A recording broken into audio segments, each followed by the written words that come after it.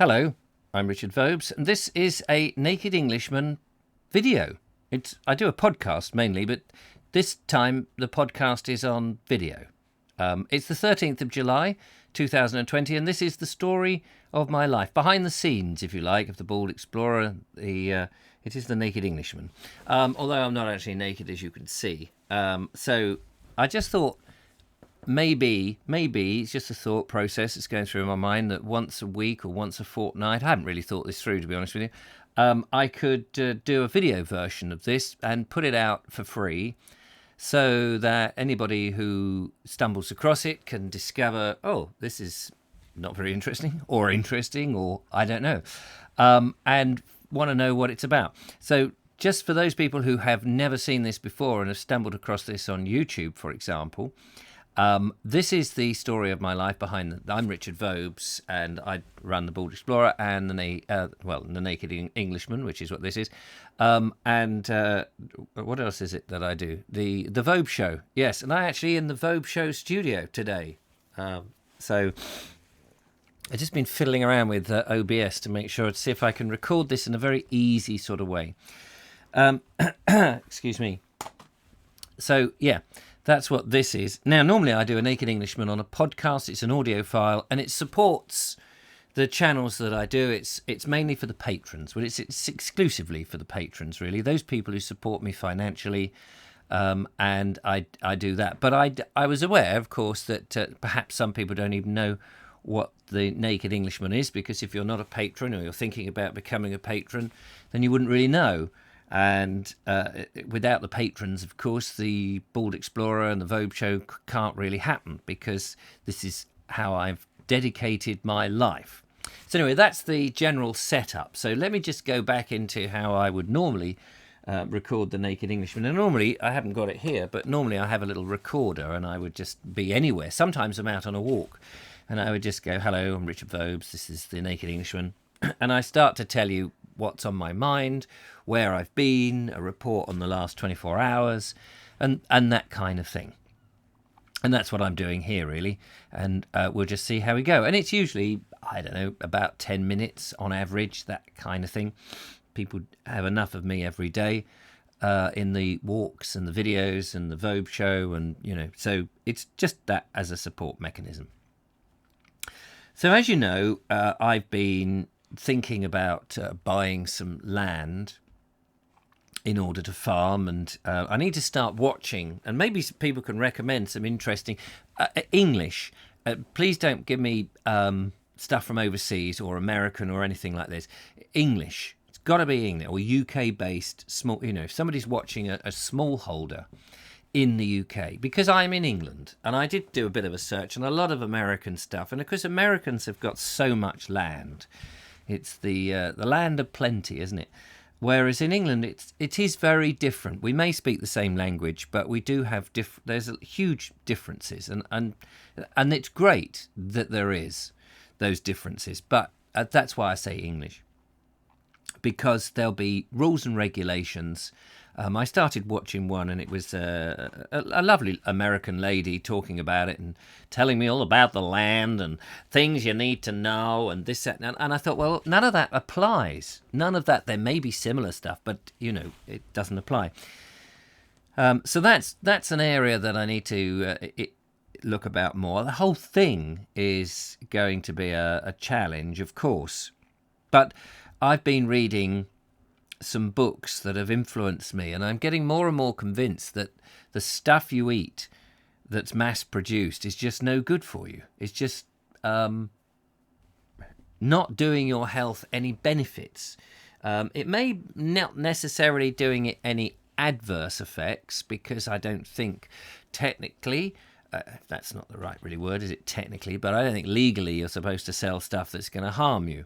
But it may not give you all the nutrients and minerals that we need, and people also, I think, when things are being mass-produced and feeding the world and what have you, you're giving people the basics, but you're not necessarily giving them actual improved health. And That's something that as one gets into a certain thing. Somebody said, "Oh, it must be a middle-age thing, Richard. You know, you're just going through a middle-age crisis and thinking about health and things."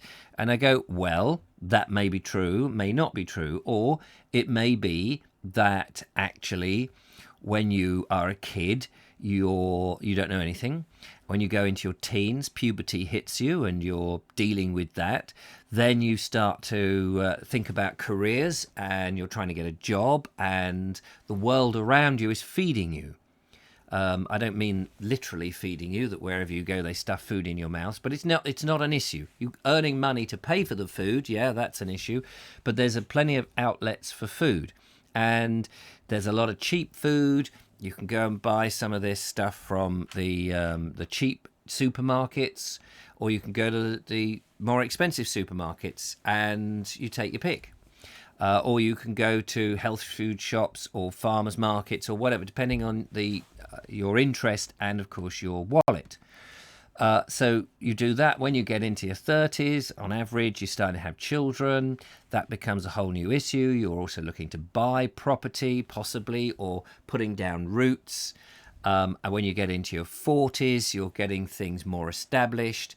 And as you get into your early 50s, your parents are starting to get old and frail and need attention, and they may be suffering from various things and you may need to help them. You may be very lucky and that may not be the case. I'm giving you a very broad thing about what things happen in people's lives, as I'm sure you will know that.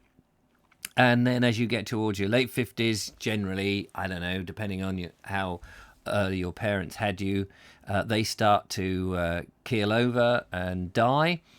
And then you're on your own. And I think it's about then that you suddenly, and also you may or may not have paid off your mortgage, but you may have only a certain number of years to go, 10 years, something like that, I don't know. And you've probably had some success in life. You've got some things sorted out. You may have had major crises in your life. You may have got divorced. You may have relationship breakdowns. There may be a number of things that you're starting all over again with, and that's problematic. But life experiences, when you get to around 50, you've lived hopefully half your life, and you've got another half, maybe another 50 years, maybe another 30 years, who knows, depending on your health. But you may be thinking, what will life be like when I am another 20, 30 years older? Maybe I ought to think about it. And if your job is just, going on, rolling on a daily basis, and you haven't got to keep thinking of new challenges, and you're not having a new relationship or having new children or having all those things, you may start to think about other things, which may be called your midlife crisis. I don't know. But it seems to me that that's a point where you start thinking about your heritage, where you've come from, where you want to go, the things that you actually like and enjoy about your country. You might start to feel that there's a bit of a national identity that you want to retain, because you've been around. You are invested in the place that you live, particularly if you've lived in the same country. You may have moved around for your job, but if you've lived in the same country all your life, you may feel by the time you've gone to 50, actually, you are invested. You may not also be very happy with the rate of change in the world, because as you get to about 50, you've sort of sorted out things. You've got your philosophy, pretty much, I would imagine. Excuse me, I seem to be a bit croaky this morning. And once you've done all of that, change is sort of happening. And the younger people who I made the mistake the other day of calling them millennials. But then somebody said, I'm 40 and I'm considered a millennial. And I thought, well, that's not my interpretation of a millennial. Millennial is someone who's born around at the beginning, 10 years at the beginning before and within 10 years, a 20-year period before and after 2000. And so really you'd have to be in your 30. That's my interpretation. Maybe if you're born in 1980, well, I don't call that a millennial. If you're born in the 80s, early 80s, I don't call that a millennial. I would, but there may be official official descriptions of what it is. Anyway, it doesn't really matter. The point is, younger people who are in their, say, 20s and 30s, of course, they're very right thinking, and they may well be progressive, whatever that really means, because I never know what we're progressing to other than a better life. They may well, want to change the world, and that's great, and as it should be, of course, because they're in a world that they, by the time they've got to 10 or 20, they've got 20 years experience. Well, not really 20 years experience, isn't it? Because the first 10 years of life, it's like really, well, hang on a minute, I'm getting a grip. So they've got 10 years of experience of life, and they may think, oh, everything's, we could take things in a different direction. But when you get to about 50, you've had at least 40 years of life experience, and maybe really only 30 years of life experience. But those 30 years, that's quite a long stretch of time. And you may then start thinking, actually, I quite like the life that we've got at the moment. I quite like my traditions. I quite like where I've come from. Do we have to really erase it? Can we not build on it, but keep the things that I was born into? And that's how I very much feel at the moment. And you see how the world is progressing, and you think, gosh, we're in such a rush to change everything. Why are we in such a rush to change everything? It is a bit bonkers to me. What would be handy on this is if there was an actual counter to show. I'm recording this in a new way, and there's no counter to show how long I've been running. Oh yes, there is. 11 minutes and 38 seconds. So now I need to sort of wind this up, really. So you get to this point and you think, well, I think when you get to around 50, between 50 and 60, you're thinking about the future. You might call it a midlife crisis, but you've got more time to think about perhaps your health, how you want to live. Perhaps you're thinking about slowing things down a bit. You might be thinking more altruistically. You might be thinking less about yourself and more about other things.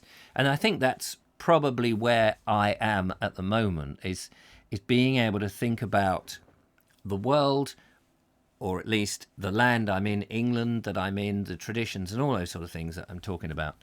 And that's really what my channel is trying to explore. And I guess that's the audience it's aimed at. So hence I'm going for walks, and actually going for a walk and just looking at the countryside suddenly has relevance to me, whereas before it was something you dragged the kids into and you were hoping that the kids got something out of it.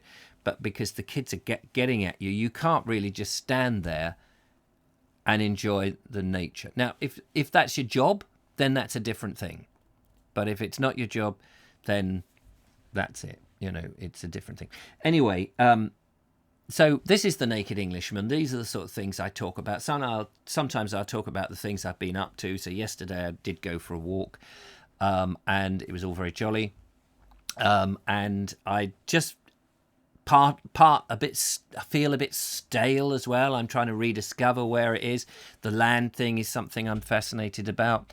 And I still want to get exploring, and the quest for England carries on for sure. Anyway, if you've enjoyed this, I'll bung a link in the description to the Bald Explorer website, in which, if you're not, you can become a patron, and you'll get the audio diary, journal, whatever you want to call it, daily, generally, and perhaps once a week, a video like this, which will be free to everybody. So it's a sort of advert, really. That's what it is. Right. It's called The Naked Englishman, by the way, because not that I'm naked. It's just there's no special effects. It's just raw, me talking to you, naked, and I'm English. So that's the reason for the title, in case you were wondering. So now I've got to work out how you turn this off, and I'll see you next time. Thanks for watching. Bye-bye.